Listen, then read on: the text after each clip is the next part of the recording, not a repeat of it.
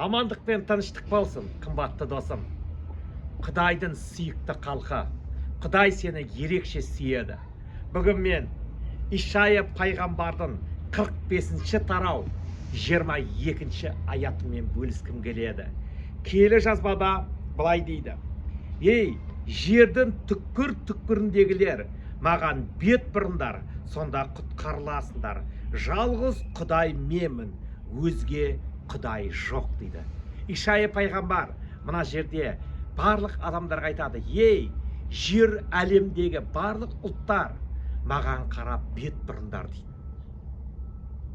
Ишая пайғамбар арқылы Құдай айтады: мен жалғыз Құдаймын, менен басқа Құдай жоқ дейді. Амин. Біздер Құдайдың адамдарымыз.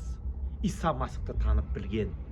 Иса Масих айқыш ағашта өліп қайта тірілген, және ол бізге не аманат қылды? Барлық әлемдегі адамдарға жариялаңдар, мен құтқарушы екенімді дейді. Амин. Кім құтқарушы? Иса Масих. Кім біздің бақташымыз? Ұлы бақташы әлбетте ол Иса Масих. Біз тек қана жер бетіндегі адамдармыз.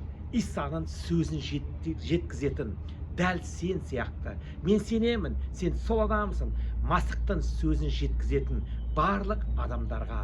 Ол Құдайдың ұлы өсиеті.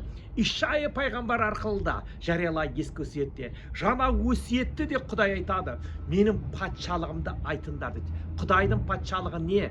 Ол сүйіспеншілік, ол кешірім, ол мәңгілік өмір. Амин.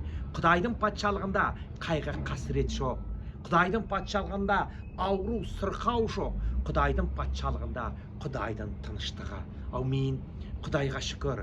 Сол тыныштықты біз жариялауымыз керек, біз айтуымыз керек. Ақырғы дәуірде Иса Масих жер бетіне келеді. Ол жер бетіне келіп адамдарды соттайды, өзінің үкімін шығарып.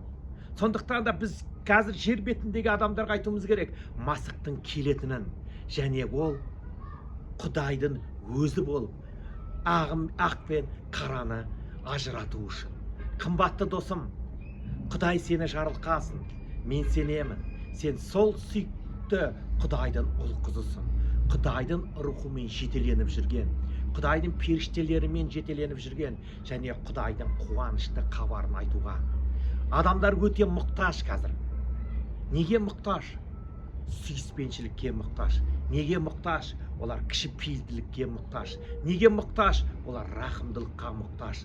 Сол рахымдылықты, сол сүйіспеншілікті, сол кішіпейілділікті, саулықты олар қайдан табады? Әлбетте Құдайдан табады. Құдай деген адамдар далада қалып қоймайды. Құдай деген адамдардан Құдай бет бұрып кетпейді. Қымбатты досым, сондықтан да әрқашанда Құдайшыл бол. Қайда жүрсен де шаршама Құдайдың ізгі хабарын айтуға. Құдайым сені жарылқап аталасын. Иса Масихтың атымен. Аумин.